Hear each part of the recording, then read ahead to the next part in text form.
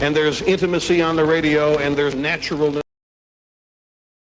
The marvelous resurgence of radio as a political force in this country. News-related radio programming is evolving. There's a huge hole in our dialogue that can be filled by the synthesis of traditional radio and the freedom that comes from a live podcast. You're about to experience Cowboy State Politics live. Here we go.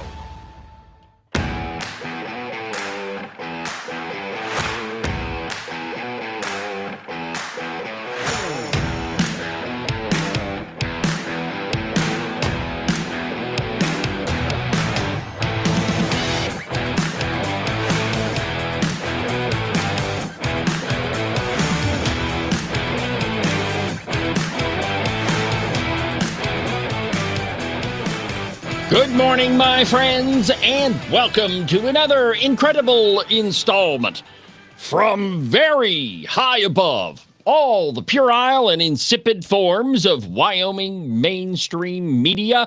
This is Cowboy State Politics. I, of course, am your illustrious host, David Iverson, firmly ensconced behind the silver Cowboy State Politics microphone and broadcasting to you from the base of the Bighorns at the Cowboy State Politics Studio in Sheridan, Wyoming. Good morning, my friends, and welcome to the program. Happy Thursday, and there is a ton going on. If you haven't realized it yet, there was a shooting in Minneapolis yesterday. We're going to talk about that on the program today. And now the governor says that Weston County Clerk Becky Hadlock is out. Now, she wasn't out before. Now she is this time. The thing is, nothing really has changed. The governor knew the exact same thing then that he knows now, but it might lead you to believe that something else is happening. You notice that the governor has, he's become a little bit more conservative lately. Well, I mean, it is Mark Gordon we're talking about, and so conservative and Mark Gordon probably shouldn't end up in the same sentence, but it seems that way.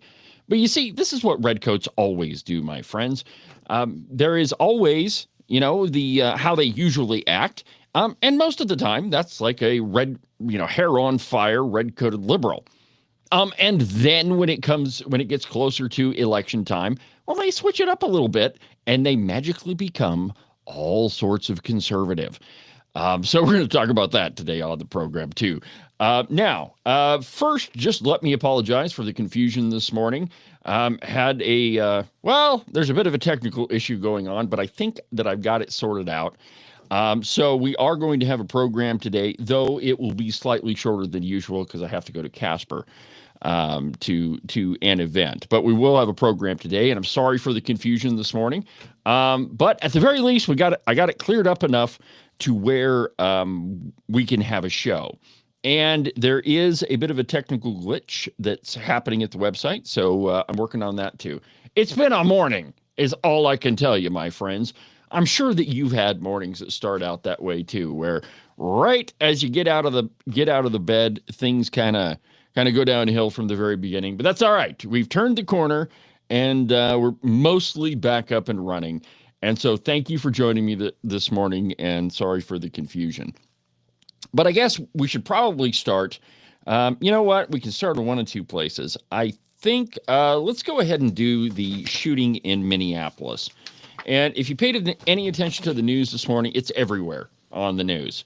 I've got, Fox News playing in the studio, and it's the big headline. And I do have a video for you.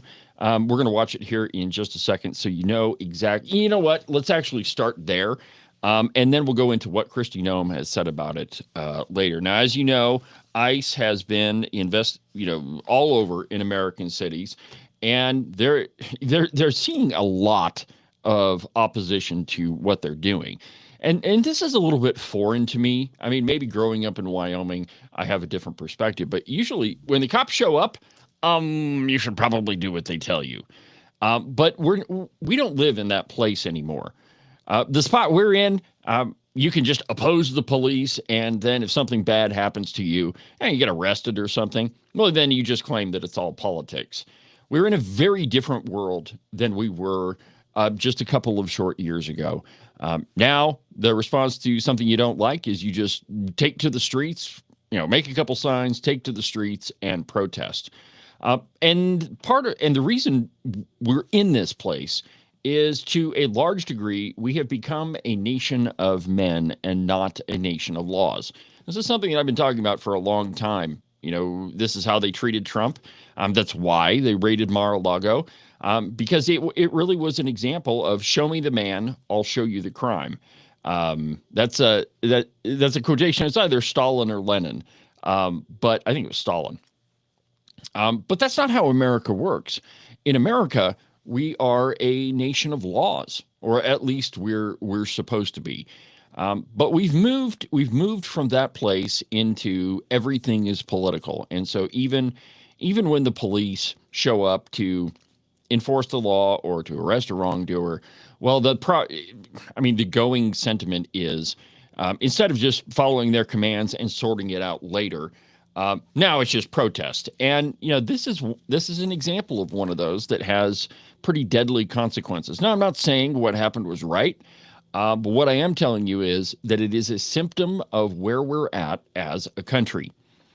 That no longer do we respect authority, and the way that it's supposed to work in this country is you follow the laws, or you follow what the police tell you. You follow the laws. And when something happens, maybe you break the law, maybe there's a miscommunication somewhere, you sort it out later in the courts. The only job of the police is to show up and enforce the law. That's it. That's all they do. When a crime is committed, the cops show up, they put the perpetrator in handcuffs, and they take him off to jail. And then later in the courts, you sort out whether or not whatever you're being prosecuted for is right or not. But we're not there. We're not in that place anymore. I chalk it up to, what I mentioned before, being a nation of men and not a nation of laws. And secondarily, and perhaps this is the biggest one, many people in our country have just flat lost respect for the rule of law. And it shows big time. A couple summers ago, we spent the entire summer with American cities burning to the ground over a lie that was perpetrated by the media. The George Floyd thing is what I'm referring to. The truth is, that cop didn't kill George Floyd. George Floyd died from a drug overdose. But the media, leftist agitators, they whipped it up into a frenzy, and all of a sudden, cities are burning down. Well, the very same thing is happening with ICE. It is absolutely a crime to be in this country illegally. And if you are in this country illegally, well, then you deserve to be deported. That's our laws. But when you have people in Congress that are just fundamentally going to disregard everything about the law, it doesn't rightly follow, but it follows that the public is going to act the same way. All right, so let me go ahead and show you this video of what happened in Minneapolis yesterday. And I'm not passing any judgment on the video. I'm just going to show it to you. So we're talking about we're comparing apples to apples. So here's that video from Minneapolis yesterday, and it's an ICE officer shooting at a motorist. So here you go. We'll go ahead and watch the whole thing. You're going to see two different camera angles, two different people videoing this. So let's watch the video in its entirety, and then we'll come back and talk about it.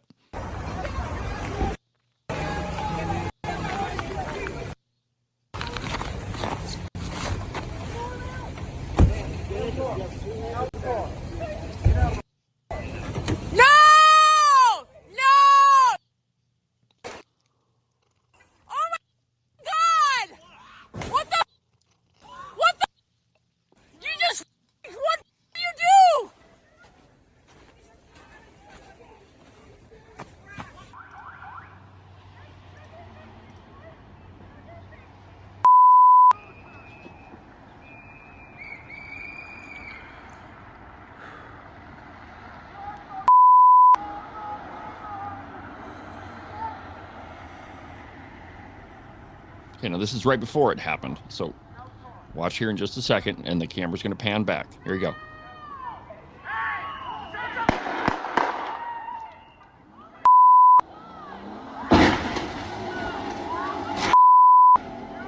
Okay, that's pretty much the end of it.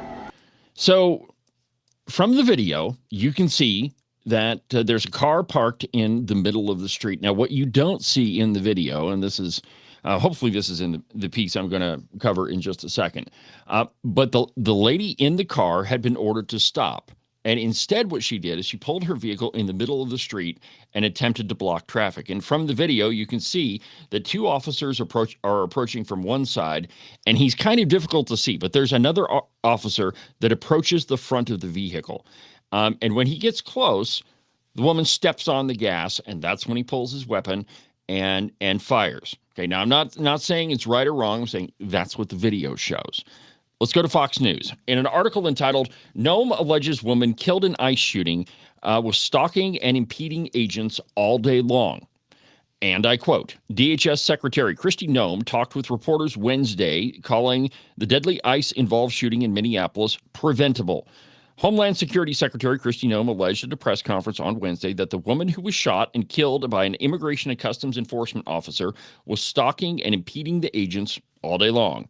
Noem told reporters that ICE agents repeatedly instructed the victim, Renee Nicole Good, 37, to get out of her car and stop obstructing law enforcement, but she didn't comply. The video of the scene, and you just watched it, showed Good's car in the middle of the street in a residential neighborhood as ICE agents in a dark gray Nissan truck got out and approached her vehicle.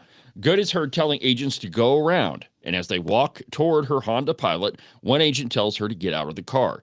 She then abruptly puts it in reverse and attempts to drive off before she's shot. Noem claimed that the woman was trying to weaponize her vehicle and attempted to run a law enforcement officer over. That's the guy that you see approaching from the front of the vehicle. Minneapolis Mayor Jacob Frey said Good was shot in the head and strongly disrupted the agency's self-defense claims as BS. Minnesota Governor Tim Walz said he, too, saw the video of the incident and told people not to believe the DHS propaganda machine about the shooting. The state will ensure that there's a fair, full, and expeditious investigation to ensure accountability and justice, Walz said. So even after this woman was shot, and, just take out of the equation that she wasn't following instructions or allegedly wasn't following instructions or anything like that. Just take all of that out of the equation, and there's a woman that's dead that probably didn't need to be. Now, what are Democrats doing? Using it for politics, because that's what Democrats do. We can't look at anything for just what it is. We have to use it for politics. And Democrats like Tim Walz and the mayor of Minneapolis, Jacob Frey, he went on. There's a video of him, and I didn't record this one, but he's dropping the F-bomb. He's a mayor, and it's crazy, my friends. We can't just look at situations for what they are and take politics out of it. Apparently, most of us don't possess that skill. Page 2, as Paul Harvey would say.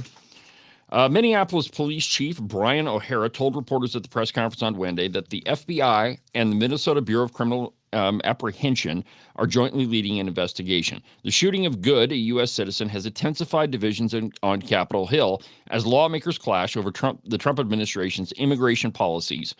DHS said Monday that it had deployed 2,000 law enforcement officers to the Twin Cities to arrest fraudsters, murderers, rapists, and gang members.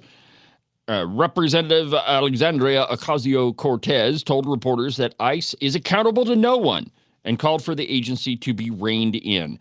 We just saw them murder an American citizen in cold blood, she said. Okay, you watched the video. Now, I don't know whether, I'm not a police officer, but I think when you try to run over one, you're probably going to see them draw their pistol and try to stop you from doing that. And the use of force when an officer is threatened is, it's a lot, right? If you want to get shot by the cops, all you got to do is threaten them. And when you were in a car and you attempt to run one of them over, it seems to me that you're going to receive some pushback. And unfortunately, this woman is dead and certainly didn't need to be. Now, the facts of the case are going to come out later. But here's my point in all of this. Take it for what it is. You watched the video. You watched her park her car in the middle of the street. Now, the part we can't see is what Kristi Noem was saying, that she was stalking officers all day. But obviously, there had been some other altercations throughout the afternoon between law enforcement and this Renee Good person. So, bad situation that is made a lot worse by politics. And again, we're in a very different place where we're not acting as if this were a nation of laws. And that is, if you're being accused of a crime by law enforcement, then the police are just doing their job, right? There really is no judgment call there. I mean, sure, officers make judgment calls all day, but should we write the ticket? Should we not write the ticket? But what I'm saying is, when the police show up and arrest a person, that's their only job. Their job is not to say whether they're guilty or not. That happens in the court later. And even if you're innocent and, you get arrested, well, then what you do is you go through the court system and you prove your innocence in that. You don't protest. But that's where we're at as a country. It's the next story that I'm going to tell you about with this Becky Hadlock idiot. It's just flat ignoring the law. That we don't have to follow the laws that are on the books. And when that happens, my friends, you have absolute chaos. So let's go to the other big story from yesterday. Governor Gordon finally coming to his senses, or is he? From the Cowboy, in an article entitled, Governor Recommends that the Weston County Clerk, Becky Hadlock, be removed from office. Now, it was not that long ago that a complaint was sent to the governor's office, and he said that he wasn't going to seek her removal. Well, now things have changed a little bit, and I'll tell you what's changed. We're closer to an election. That's what's changed. And if you'll notice, and I don't want to get too far in the weeds about this because we talked about it yesterday, but the Supreme Court ruling concerning abortion, you can hang that one right around Mark Gordon's neck. Here's why I say that. The governor is the guy that appoints the Supreme Court justices. The governor is the guy that appoints the attorney general. The governor is also the guy that rewards his political allies. Let me give you two examples. Former Secretary of State Ed Buchanan, he was appointed to a judgeship. Former Wyoming Attorney General Bridget Hill, she was appointed to a judgeship on the Supreme Court. So not only does Governor Gordon reward his political allies, he's also the person that makes the decision of justices that go on the court. And he's made a lot of them. Kate Fox and the two others, actually the decision was 4-1, but he's made 3 appointments to the board. And all of them pretty much went with exactly how Mark Gordon used to treat pro-life legislation. Let's remember what one of the first bills that Governor Gordon vetoed was a pro-life bill, but he vetoed it. I believe it was the Infant Born Alive bill. That was one of the very first things that Mark Gordon vetoed. Well, now, if you read his press release, now he's all about the life of the unborn, and now that the case is pretty well in the tank. I mean, the Attorney General has filing a motion for a rehearing. We don't know how well that's going to go. But now the governor is outraged by the ruling. Similarly, when we look at this Becky Hadlock situation, now he's removing her, or he's starting the proceedings to remove her. Let's go to what the Cowboy says. And then I've got a soundbite from Becky Hadlock herself concerning this whole thing. We'll get the whole situation. But here's what the Cowboy says. Governor Mark Gordon is asking his appointed attorney general, that's Keith Couts, the former Wyoming Supreme Court justice, to pursue a case to remove Weston County Clerk from office. The announcement follows 2 different batches of complaints accusing Hadlock of misconduct after inaccuracies surfaced in 2 unopposed races in November of 2024.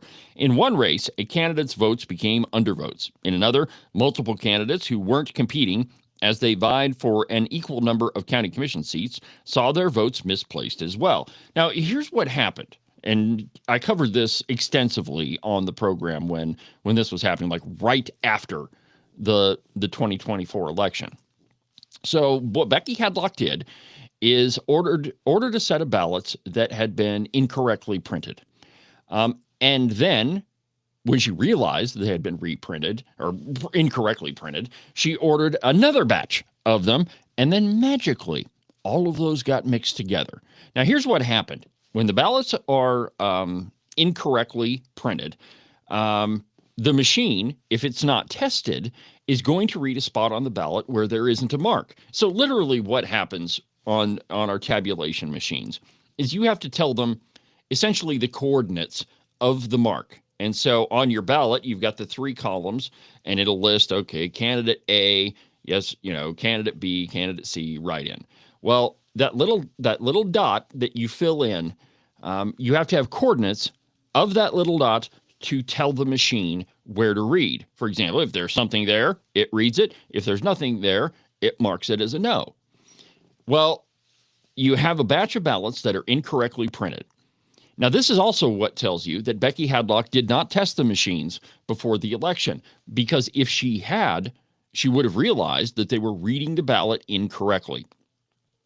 Now, after the election happened, she didn't realize any, and keep in mind, she's the clerk in Weston County. So all of the results come in, and she sees all of these undervotes, but she doesn't think that there's a problem, or she just completely ignores it. Then goes to bed. When the results get to the Secretary of State's office, and there were like 1,000 undervotes in the House District 1 race. That's Speaker Chip Nyman's district. There's a whole bunch of undervotes in there. And by the way, Chip Nyman is very, very popular in his district. There's no way you're going to get 1,000 people there to not vote for him. I mean, it's just not going to happen. Well, Becky Hadlock didn't question it. So the Secretary of State had to. So the night of the election, Chuck Gray tries to call Becky Hadlock, but she's not in her office because she went home and went to bed. And so Secretary Gray sent the sheriff to go get Becky Hadlock to try to sort this situation out. Now, the day after the election, when all the results are released, the Newsletter Journal in Newcastle interviewed Becky Hadlock, and she told them a version of the story that was very different than what she told me when I called her. So let me play for you the phone call that I had with Becky Hadlock. This is the day after the interview with the Newsletter Journal, so directly after the election. Listen.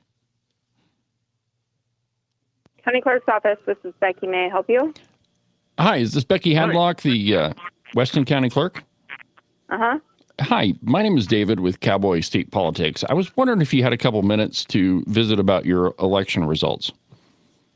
Sure. Sure. When did you first notice that there was a problem with the House District 1 race? Secretary Gray called me the night of the election. Okay, so you didn't see, when the results came in, you didn't see a problem with them at all, or? I didn't, because there were several races that had a lot of undervotes. Okay. So all right. So there's several races that had a lot of undervotes. Let me give you the numbers. I don't have them exactly, but I can ballpark them for you. So in the House District 1 race, there was around 1,000 undervotes. In the county commissioner's race, or it was either the county commissioner's race or the school board race, there was 5,000 undervotes. 5,000. So there were so many undervotes that any normal person would have looked at that and said, what the heck is going on? Well, what Becky Hadlock told the Newsletter Journal and told other people is that was a protest vote against Representative Nyman, that it was just people not voting for him because they didn't like him. And so you just heard her in the phone call say, well, I didn't really see a problem because there were other races that had undervotes.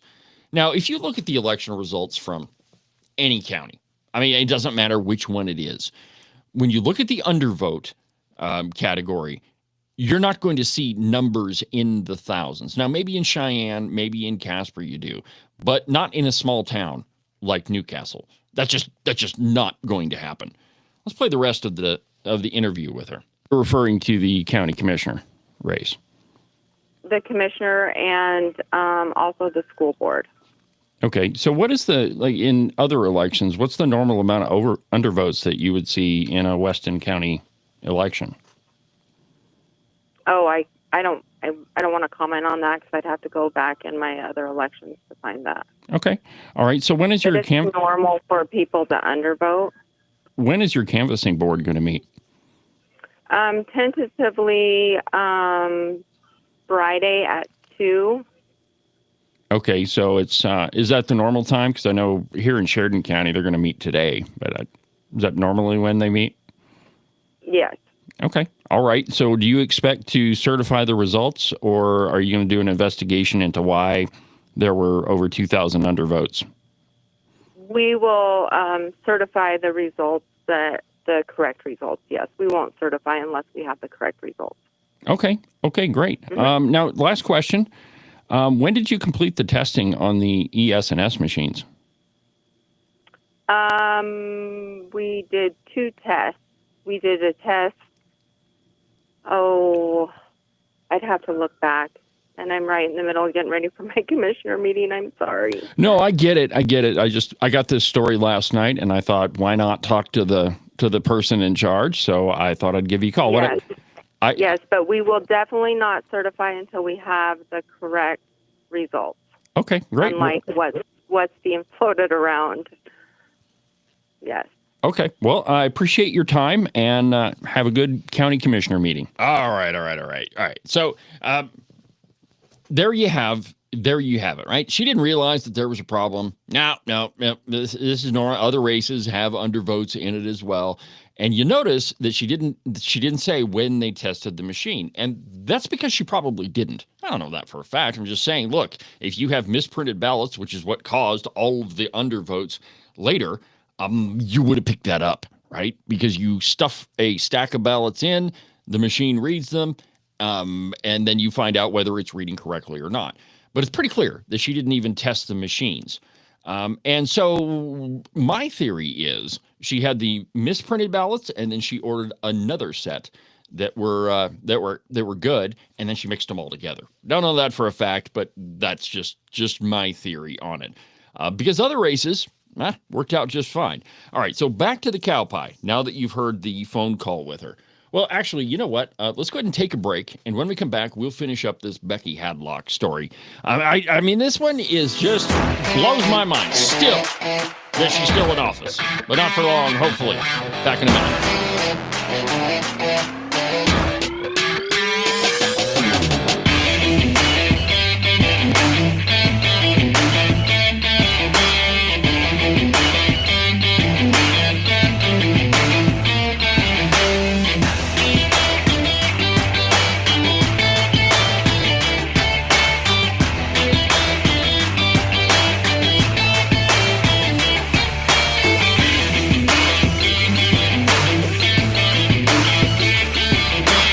Yeah, I know. The weather seems to be toying with us. 60 one day, 42 the next, and pretty soon, my friends, those 6s and 4s are going to turn into 3s and 2s. Though we all want to avoid it, that white stuff is coming, my friends, and you will be shoveling the walk in it. It's cold, it's unpleasant, and nobody likes to do it. But you could make it just a little bit more comfortable and prevent your feet from turning into a giant block of ice. In fact, you could keep them nice and warm and toasty, and your toes will never even know that they're outside. The rest of you may be frozen solid, but at least your feet won't be. To make all this happen, you just need a pair of socks from the Buffalo Wool Company. They are the finest socks that I've ever put on my feet. To get you a pair, go to their website, thebuffalowoolco.com. Trust me, you won't be disappointed. Are you one of those guys that listen to the president just a little bit too closely, and now you're tired of winning? Are you getting the feeling that there's been way too many good things happening in our country, and you just can't take it anymore? Well, if you are, and you think you should follow Rosie O'Donnell's example and get the heck out of Dodge, you need to call Rebecca Bextel at eXp Realty. She'll make those foreign country living ideas a reality for you. All you have to do is call 307-699-3519, and she'll make sure some freedom-loving, red-blooded American will now live in the home that you no longer want. If you want to sell your house, or if you want to buy one that's way better than the house you have right now, give Rebecca a call. Again, her phone number is 307-699-3519. I've never felt the freedom like I do. I feel stronger every day, don't you? Well, I can show you how. A new day, a new way. Watch out, I'm only gonna get stronger. A new day, a new way. Watch out, I'm only gonna get stronger. A new day, a new way. Watch out, I'm only gonna get stronger. A new day, a new way. Watch out, I'm only gonna get stronger. I've never felt the freedom like I do. I feel stronger every day. I'm only gonna get stronger. Cowboy State Politics is only going to get stronger. This program is only going to continue to expand. We got the Cowboy State Politics live show, the podcast. We have the Outrider, the newsletter of Cowboy State Politics, which, by the way, I'll have an issue of that out today for you. Might be a little bit later than usual, but I'll make sure that you get one today. And the Open Range Record, go to the website, openrangerecord.com, and check it out. Let me know what you think. It's Wyoming's brand new news platform, and we're super, super, super proud of it. The whole idea there is to put news on the news page and opinion on the opinion page. And if you want to know the source of this morning's confusion, I had a little hiccup on the website. But anyway, it's in process. I'll have it fixed before too long. But, we had to do the show. I was going to cancel it, and the lovely Christine said, no, the show must go on. And she, as usual, was right about that. So let's get back to this Becky Hadlock business. Now, in Wyoming, there is no recall statute. If you don't like the person that voters elected, well, there's only one way to get rid of them. They have to do something really bad, and then the governor can remove them. And as I've been told, there are two ways that can happen. The governor can just flat do it and start proceedings, and that's it. But there is no recall statute at all. And so you have to submit a complaint that you don't like your public official, and then the governor makes a determination. Well, the first time that Mark Gordon got a complaint about Becky Hadlock, he decided he wasn't going to remove her. Well, now the things have changed because, and I left this little part off the story, after the election, after they did a recount of the ballots, after they found out, by they, I mean the Secretary of State's office, in conjunction with the clerk's office in Weston County, after all of that, and they got the actual results of the election, Becky Hadlock submitted a post-election audit or report that claimed there was no problems. There were no problems with the election. I don't know what you're talking about. Okay, obviously there were, but she submitted a report that said everything was good. Anyway, so then she gets subpoenaed by the Management Audit Committee, and she just sent him a letter. So the Management Audit Committee has the power to legally subpoena somebody to appear in front of them. But Becky Hadlock didn't do that. She wrote him a letter that essentially said, yeah, I've got other plans that day. I'm just not going to be there. But I sent two people in my place that are more than competent to testify. The truth is, there were two people that showed up at the committee meeting, but she never told them that they were supposed to represent her in any way, shape, or form. And so the Management Audit Committee referred the case to the Natrona County prosecutor, and he filed charges. And so, good job for the prosecutor in Natrona County. I don't often say this because often there aren't a lot of good things that happen in Natrona County. But, every time I cross the county line, either direction out of Natrona County, it's like the weight lifts off of my shoulders. But anyway, the prosecutor did a good job on that one. So let's get back to the cowpie. Quote, the first batch of complaints, which a group of citizens filed with the governor in late 2024, didn't include details about Hadlock filing what Secretary of State Chuck Gray has repeatedly called a false post-election audit. and either a fraudulent report or a report of an audit that wasn't actually done. Gordon had refused to push for Hadlock's removal in May, saying her mishandling of the election didn't rise to the level of misconduct or malfeasance, a threshold standard for removal from office actions in Wyoming. The second batch of complaints, which Weston County citizens filed in October, and which related Gray's chief complaint about Hadlock's audit, pushed Gordon over the threshold. Now, remember, this is October. We're now in January. And the governor's finally decided to do something about this. Quote, the governor believes the Weston County clerk has committed several acts of misconduct or malfeasance, including her failure to appear for a legislative subpoena and her filing of a false election report in conjunction with her duties.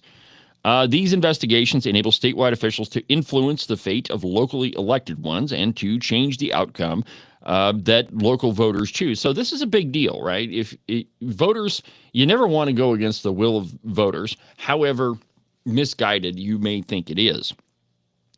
Let's see here. Hadlock, of course, as you might have guessed, has no intention of stepping down. Hadlock's attorney, Ryan Semerad, told the Cowboy on Wednesday that Hadlock, quote, has no intention to resign at this time. She's also not going to be suspended. Gordon could have her suspended during the proceedings, but didn't invoke that option. Quote, Clerk Hadlock intends to fully serve the residents of Weston County to the very best of her ability, which means that she won't be serving them at all because she's pretty much proven that she doesn't have any abilities. But she said, Semerad, in an interview on Wednesday, she's not intending to resign, and we at this point have not seen any petition from the AG or findings by the governor, but we look forward to reviewing those matters and responding accordingly. Lawyers speak. You gotta love it. Let's see here. State law requires the court systems to move quickly once this action is filed. A trial must happen, with or without a jury, in no fewer than 5 days and no more than 30 days from the case filing. If the court finds Hadlock committed misconduct, it will enter a judgment removing her from office and taxing her for the costs of the action. So she could resign and not have to pay anything, or she could take it to trial, but if she loses, she has to pay for the sum total of it. Keith Couts indicated in a Wednesday interview that he's going through the facts of the case himself to digest the case and ensure that it merits a court action. It does. It's Becky Hadlock. I mean, that name ought to be synonymous with screwing up your job in Wyoming. I mean, that woman has not done a single thing right. Well, I shouldn't say a single thing right. There's probably one or two things that she hit the nail on the head. But when it comes to the election, it was totally screwed up. And I talked to a lot of people that live in Weston County, and rightfully so. They were really ticked that their votes didn't matter, because now, you know, after your ballot is cast, there's no way to go back and to pull your ballot out of the stack and say, here, why don't you correct this? That can't be done. And so because of Becky Hadlock, thousands of votes in Weston County didn't count at all. She deprived them of one of the only times that citizens, we, you and me, have a chance and a say in our government. I mean, it absolutely blew my mind. Let's see here. Hadlock in November, quote, effectively erased over 1,200 legally cast votes, falsely explaining away the missing votes as protest votes against the Wyoming Freedom Caucus member and House Speaker Chip Nyman, says the statement. A county commission race was also impacted. Let's see here. And then the piece goes on and on and on, as most of the cow pie pieces do. But the point here is that removal proceedings have been filed against Becky Hadlock, and rightfully so. And you know, she told a different story to the Newsletter Journal than she told me. She told a different story in her post-election audit. She didn't show up for legislative subpoena. There's over 1,200 votes that don't matter now, that can't be recovered. I mean, there are so many things that Becky Hadlock has done that don't even rise to the level of doing a incompetent job. I mean, basically, she's not doing her job at all. So, you know, but you know, there's a reason why this is coming up now. And I'm just floating a theory here, not telling you this is anything that's, set in stone or anything, but it is interesting that Governor Gordon is outraged over the abortion ruling that came out of the Supreme Court this week. He's removing Becky Hadlock from office. Two things that previously he really wasn't in favor of. Like I said, years ago, one of the first bills pro-life bills that hit his desk, he vetoed it. So, there's two different Gordons here, and I think that one of them might lead you to believe that there's something else in store for the good governor. Don't know what that is. He can't run for governor again, unless, of course, he files suit and it goes to the Supreme Court and they make a ruling invalidating Wyoming's term limit of the governor. There's a lot of moving parts here for him to enter that race. But he could enter the senatorial race, or he could enter the House race. You never know. Hard to say what that red coat is going to do. To the national scene, what's been happening in Minnesota. Now, Tim Walz has said that Tim Walz has said that he is not going to run for re-election. And that's contradictory to what he said not that long ago, because there's a couple of interviews that he did, or public addresses, where he said he wasn't going to resign. He was going to stick there and fight for the rights of Minnesota citizens. Well, now he says he's not going to run for re-election. Now, what's the difference between what Tim Walz has done in Minnesota and what other Democrat governors have done? Because there's fraud in a lot of states. There is taxpayer dollars being sucked down a funnel to who knows where. But what separates those states from Tim Walz? Well, it's pretty easy. Tim Walz got caught, according to the Federalist. In an article entitled, "What Separates Tim Walz from Other Democrats is he got caught." And I quote, that Tim Walz is abandoning his re-election campaign for Minnesota governor amid a maddening multi-billion-dollar welfare fraud scandal would serve as a big reminder. Democrats are robbing you every day and hardly even trying to hide it. Recall that Walz, as the stereotypical self-abasing Democrat white male, presumably heterosexual, who has inextricably chosen to be Kamala Harris's running mate in 2024, his stint in that role was the equivalent of a 300-pound belly flop into a pool full of sand, with memorable moments like when he rode his bicycle as a child and was proud of that service, or otherwise was proven to have lied when he referred to the weapons that I carried in war. The guy couldn't tell the truth if it slapped him upside the head. Now, however, Walz is most known as the Minnesota governor who oversaw and enabled a years-long scam in which Somalis occupying large swaths of the state were pocketing hundreds of millions of taxpayer dollars with fake child care and health care operations that provided no services to anyone. He didn't initiate a fraud investigation. He didn't try to stop the misappropriation of taxpayer dollars. He didn't do any of that. In essence, by standing on the sidelines, he emboldened them. Hey, you're not going to get caught. You might as well go for it. And the only reason why he's resigned is not whatever answer he gave. It's because he got caught. Because he knows that he should have been the guy that was overseeing all of this, and he just turned a blind eye. Now, the whole thing was broken wide open by a 23-year-old YouTube guy, independent journalist, who went to all of these locations and videoed that there was no evidence of any child care taking place. Now, the media has gone into overdrive trying to debunk what he said, what his video says, the one that I played for you several times on the program. But the truth is, the fraud in Minnesota and in other states is massive. And Wyoming is not immune. Now, we may not have the daycare fraud. We do have a giant so-called affordable housing scam going on, which, by the way, my pal Rebecca is doing a town hall in Casper tonight at the hangar, and I think it starts at 5 or 5:30. And if you want to hear about the housing scam that's happening in Casper, in Wyoming, and frankly, it's all over the state, go to that town hall. I'll be there. I'm going to do the sound for Rebecca. Should be an interesting time, I would think. But this fraud is happening everywhere. And as an elected official, if you're not doing anything about it, well, then you're to blame as well. Another questionable government agency is the Wyoming Business Council. Yesterday, Josh Durrell was back in front of the Appropriations Committee, and this time things got a little tense when Agent 29 questioned him on a few things. Now, he didn't like uncork one of the best questions I think he should have asked, is to explain this soundbite. Now, this is a board member from the Wyoming Business Council. Just listen to what he said.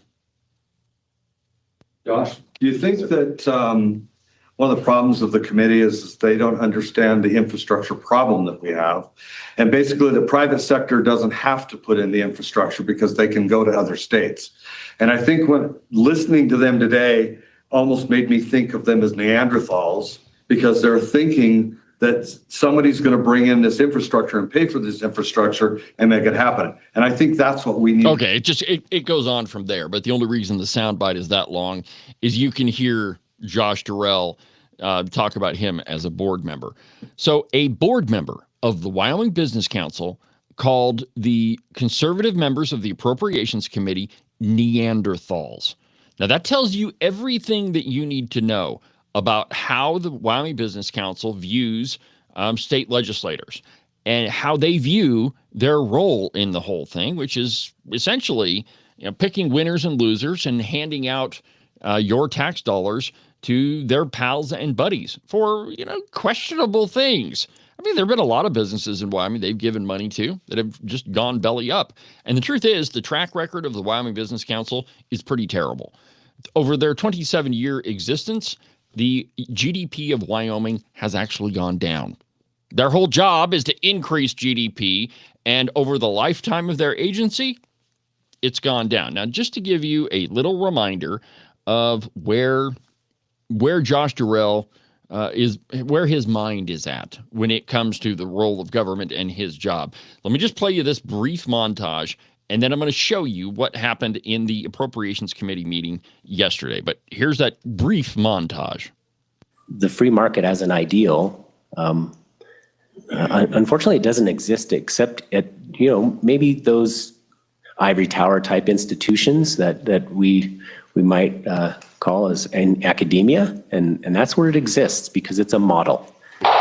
It's not about having a super small government. It's having an appropriately sized government that's important. And for the problem that we're looking to solve, we're not appropriately sized. We are indeed too small. The free market is actually not free, but you have to remember those markets are working. Okay, the market is working against us. So we have to use government intervention to actually reverse that. I know all of you. There will need to be government interventions if we wish Wyoming to compete in the U.S. economy. And that's the perspective that we have. And we do have a few of those interventions, and as palatable or as needing Benadryl as they might be to some of us, they're necessary if we want to compete with the other states. See? Yeah, what a great little socialist, I got to tell you. That the government is too small, that we have to use government intervention, that the free market is working against us. Wow. That guy is in charge, has been in charge of hundreds of millions of your dollars, and you wonder why the GDP of Wyoming has gone down. But see, all of that is old news. He was invited back to the Appropriations Committee by Democrat member of Appropriations, Trey Sherwood.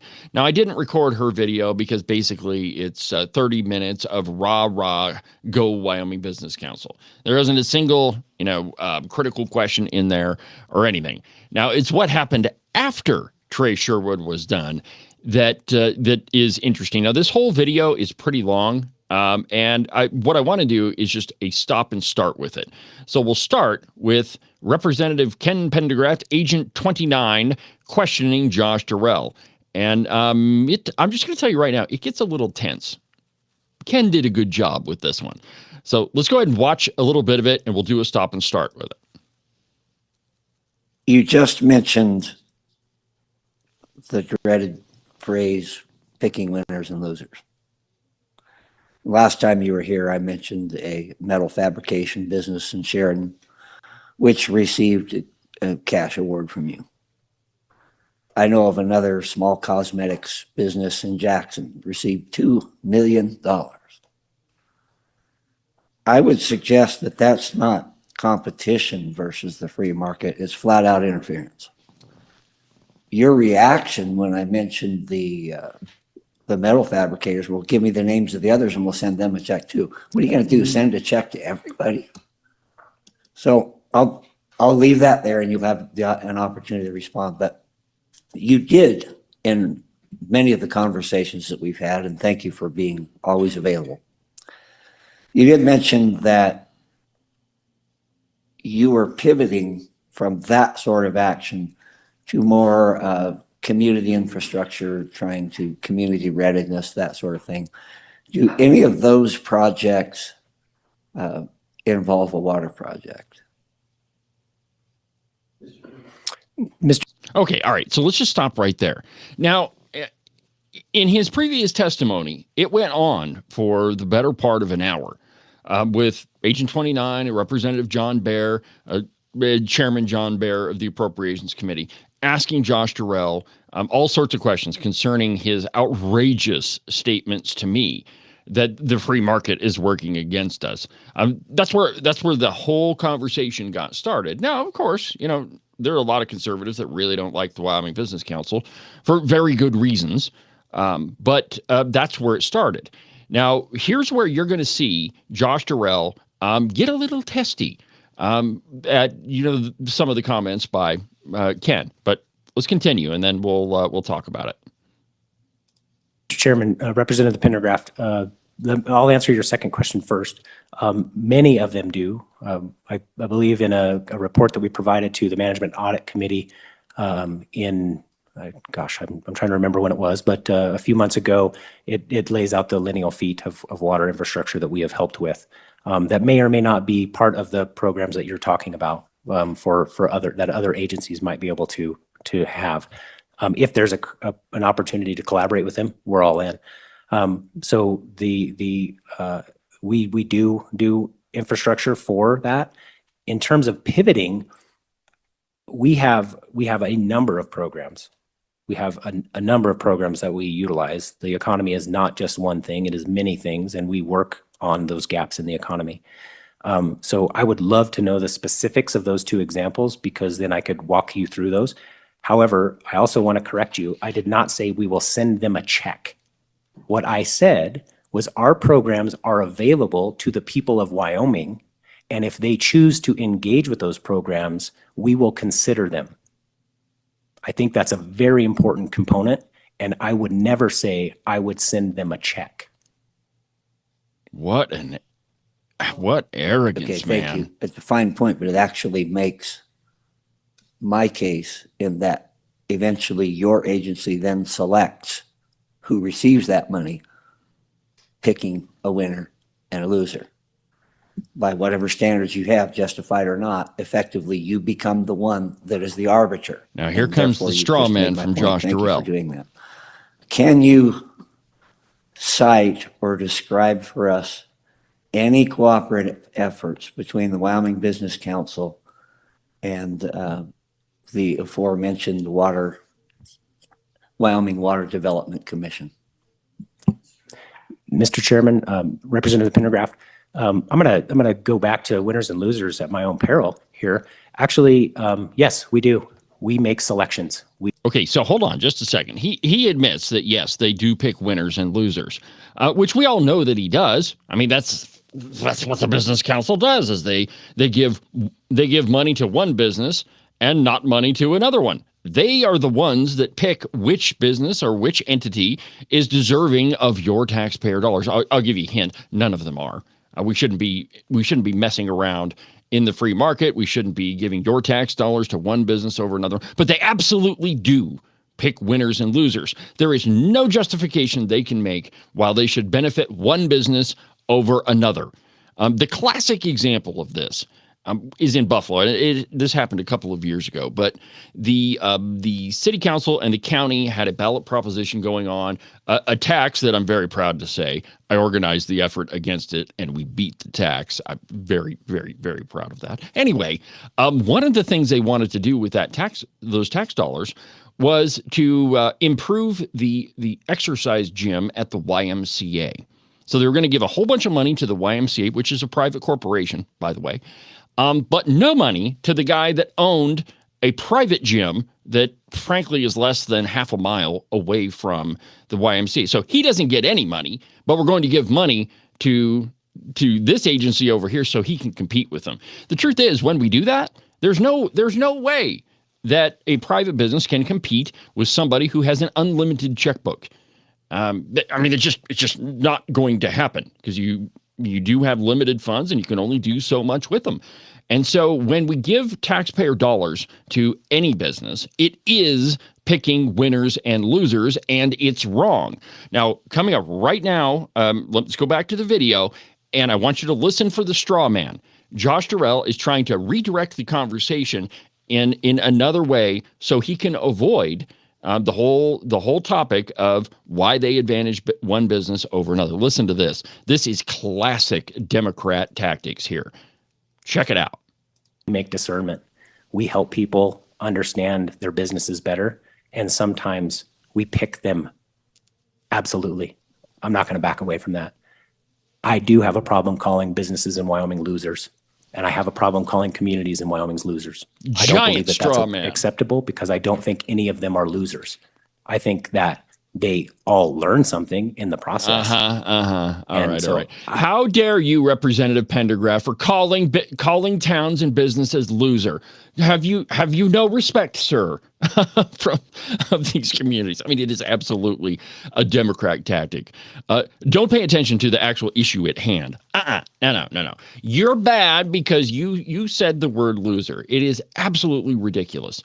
But like I said, Josh Durrell, he's the guy that's in charge, has been in charge, is in charge, whatever, of hundreds of millions of your dollars and giving them to companies that you have to compete with. And there's classic examples. I mean, all over the state of Wyoming. The cosmetic company that Ken mentioned, the one in Jackson, I cannot wait to tell you about that story. It's going to be incredible. But I'm still digging into that one. It's amazing. But we do pick winners and losers, and it's wrong, and we got to stop doing it. All right, so let's go ahead and take our second break, and when we come back, we're going to finish up the program. Like I say, I got some things going on today, but we'll do that. We'll finish up right when we come back.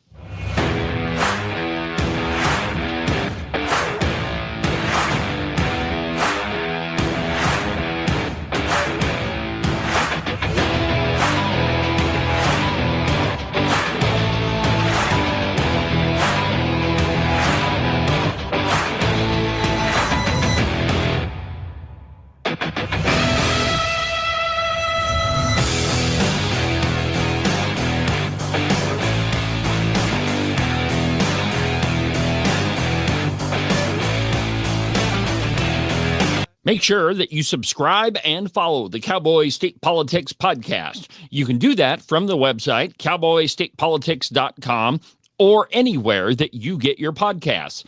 That way, you'll make sure that you won't miss a single episode of Cowboy State Politics.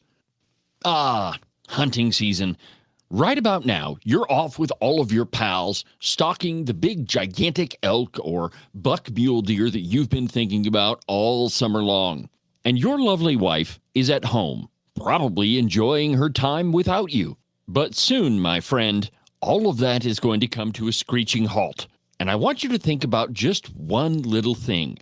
She's able to park her car inside the garage because all of your hunting crap is with you right now. Now, if you'd like the marital bliss to continue, I suggest you make a call to Marcos and Jesse at Morton Buildings.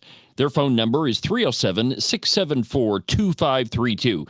They can build you a garage or a barn or any other type of metal structure for you to store all of your toys in so that your wife can continue parking inside the garage.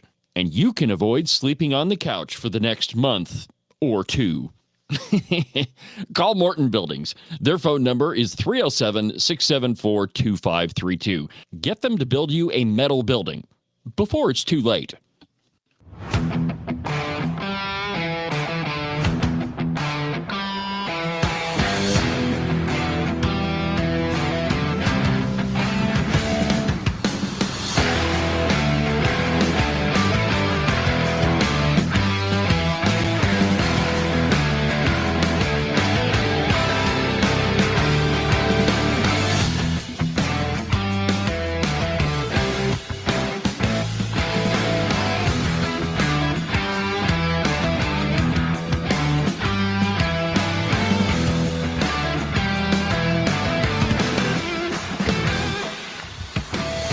Welcome back to the program, Cowboy State Politics Live on a Thursday. Lots of stuff going on. Thank you for watching the show, my friends. I really appreciate it. Without you, I couldn't do whatever it is that I do, and it's a lot of it. So thank you very much. As I've told you a couple different times this week, just this year alone, the Cowboy State Politics Live show, this show, has over 700,000 views, and that's just on Facebook alone. Thank you very, very much, my friends. It's truly an honor to do what I do and for you to be able to watch. I really appreciate it. So, before the break, we were talking about the Wyoming Business Council, using your tax dollars to benefit your competitors, because that's what they do, right? Somebody submits an application, and Josh Durrell and friends decide who is deserving and who isn't. And often, the return on investment isn't that great. It was not that long ago at the first Appropriations Committee meeting where Josh Durrell told Tim Salazar that he needed over $1 billion to succeed. All of these committee meetings are super important, and this year, hate to admit it, but appropriations has been kind of entertaining. You should really go back and watch the Appropriations Committee from yesterday, the exchange between Agent 29 and Josh Durrell. And there were a couple others that asked some really good questions. I only picked out Ken's because, it's Agent 29, and, he's not here, so he has to participate in the program vicariously. But we got a big problem, my friends. In Wyoming, we have a gigantic bloated government. And in many cases, we have no idea where our money is going. And most of the legislators don't either, by the way, because it is so complicated. And when you have over 600 trust funds, you don't have any idea, where the money's coming from, which other trust fund dumps into this one. And it was intentionally created that way. And it's, one of the conversations that's pretty amazing to listen to from the floor of the House is a suggestion that we ought to get rid of one of those trust funds. You would be amazed at the outrage of all of the redcoats and the Democrats on the floor, because what they're really doing is they're saying, how dare you dismantle this beautiful thing that we've built? And it is a massive funding thing that I doubt that I think there's probably only a few people that truly understand it, and none of them are on the Appropriations Committee right now. So anyway, it's this is going to be fascinating to watch, and I'll keep you updated. I was on the phone with Ken yesterday, and by the way, Ken, I hope you're feeling better. When I talked to him, he didn't sound so good. He's got the swamp sickness, the one I usually get when I go to Cheyenne. The place is a petri dish, and you can't go hang out in the Capitol building without getting sick. And every time I'm in Cheyenne, I get a really nasty cold, and, knock on wood that it won't happen this time, but the place is a petri dish. And I think just being around it, you don't really have to contract a virus at all. You just have to be around the Capitol building, and just everything that emanates from it, you get sick. But anyway, we'll keep an eye on the Appropriations Committee. A couple other things that I noticed, and I want to end on a fun note here, but me, I'm kind of like the little black rain cloud when I see news. Let's see here. I've been trying to bring you a lot of different stories about AI. In my business, I've been using AI quite a bit. With the new website, the Open Range Record, and, this program, I've been trying to really learn as much as I can. But I think that there's some really dangerous downsides to it, too. Now, there's a piece from Axios that's out today, and this isn't an outlet that I quote a lot. There are a bunch of liberals that run that thing, but this one's pretty scary. That 40% of people, 40% of people get healthcare advice from ChatGPT. Not their doctor, not a phone call, not even WebMD, ChatGPT. And I can tell you for a fact, my friends, that if you are not very careful with AI, it's going to make mistakes, and in some cases, it even lies to you. Tells you things that absolutely aren't true. Well, not long ago, I asked it to do a review of Cowboy state politics, and I found out that I have been an award-winning journalist since 1986. Yeah, I got busy early, and I've been hard at it since the 80s. I mean, absolutely ridiculous. But if you're not careful with AI, it makes mistakes, it lies to you. And this report from Axios, is truly kind of scary. But let's see here. States have enacted new laws focused on the use of AI-enabled chatbots, banning apps and services from offering mental health and therapeutic decision-making. Because recently, there have been several cases of where people have committed suicide. And they've got other health problems. They've got other problems if your main interaction is with a computer program, that it's not actually with people, that the thing that you go to is not a person to get advice. You go to ChatGPT. Truly scary. Now, OpenAI says it's working to strengthen how ChatGPT responds to health context. The company is continuing to evaluate models to reduce harmful and misleading responses and work with clinicians to identify risks and improve. The GPT-5 models are more likely to ask follow-up questions from the user, browse the internet for the latest research, and use hedging language, and direct users to professional evaluation when needed, per the company. At the end of the Enhanced Affordable Care Act, subsidies could accelerate this quiet shift as uninsured and underinsured patients lean on chat. Wow, I can't even believe that I'm saying this. But people leaning on the chat program to get their health care advice. My friends, we are in a place where it is maybe we are in idiocracy. It's entirely possible. You have any doubt why it is that some lawyers are so reviled? I'm not. I have some friends that are lawyers. I think a great deal of them, but lawyers in general, probably not a very esteemed occupation. There's a reason why Shakespeare said, "First thing we'll do is kill all the lawyers." Well, there's a piece from The Blaze that might give you another reason to despise them. McRib fakeout. Sticky lawsuit claims that there's no actual pork rib meat in the fan favorite McDonald's menu item. I actually love a McRib. I'm not so big on sandwiches anymore, but I do like the McRib, and I'm not exactly sure what's in it. It could be Soylent Green for all we know. But that's not why I buy it. I buy it because it's yummy, and I don't really need somebody telling me what's in it or what's not in it. I'm a free-thinking human being. I can decide to eat, an alleged food product that probably there's no may to it, that probably is not good for me, but it's yummy, and that's the reason why I like it. The class action lawsuit filed last month is challenging McDonald's over a cult favorite menu item, the McRib. The lawsuit, filed on December 23rd in U.S. District Court in Chicago, alleges that McDonald's engaged in false advertising when promoting the limited time menu item. We've always been transparent about our ingredients so guests can make the right choice for them. The four plaintiffs in the complaint are Peter Lay of Baldwin Park, California, Charles Lynch of Poughkeepsie, and Darian Baker of Chicago, and Derek Wilson of Washington, D.C. The complaint claims that the McRib, quote, does not contain any meaningful quantity of actual pork rib meat. Indeed, none at all.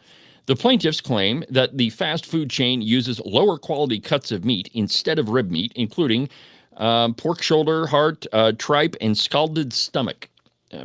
Okay. I mean, this is the same thing as asking what's in a hot dog. You should never ask what goes into a hot dog because you're not going to like the answer. I don't really want to know what's in a McRib sandwich, nor do I really care about it. I'm smart enough to know that it's probably not good for me to eat, but I just can't help myself. In December of 2024, when the McRib was available, the complaint shows that the McRib was one of the most expensive individual items on the menu, even exceeding the price of a Big Mac on average. As a result, had they known that the McRib did not contain any actual pork rib meat, the plaintiffs would not have purchased the McRib or would only have purchased it for a lower price. In a statement obtained by CBS News, McDonald's USA said, quote, "This lawsuit distorts the facts and many of the claims are inaccurate. Food quality and safety are at the heart of everything we do." Yeah, sure. Have you ever eaten anything from McDonald's or even seen the menu? I don't think that food safety and nutrition are very high on their to-do list. That's why we're committed to using real quality ingredients across our entire menu. Our fan favorite McRib sandwich is made with 100% pork sourced from farmers and suppliers from across the U.S. We've always been transparent about our ingredients so that guests can make the right choice for them. CBS also reported that McDonald's denied the specific claim that the McRib contains pork hearts, tripe, and scalded stomach, and that the company said the McRib has a base of 100% seasoned boneless pork. The complaint emphasizes that the marketing for the McRib is materially misleading for consumers and potentially affecting their purchase decisions. McRib was first introduced in 1981, and I love it. And how dare a lawyer decide that we need a lawsuit about it. Let's see here. All right. Well, that pretty much burns up everything I've got for you this morning. Let me just give you a rundown of what's not going to happen later on this week. We will not have Cowboy State Politics live tomorrow. Like I said, I've got to go to Casper, and I will be out of the studio. So we won't have a program tomorrow. We will have a podcast on Saturday. And so, that'll do it for this week, and then we'll be back again on Monday. Trying to keep all this stuff straight, but as we get closer to the legislative session, things are going to speed up, and it's going to get a lot busier. So thank you very much for watching this morning. I really appreciate it. Again, sorry for all the confusion this morning. It's been a hectic morning indeed. But for now, my friends, from the base of the Bighorns at the Cowboy State Politics Studio, I'm David Iverson, and this is the one and only Cowboy State Politics. Thank you, my friends. See you Monday.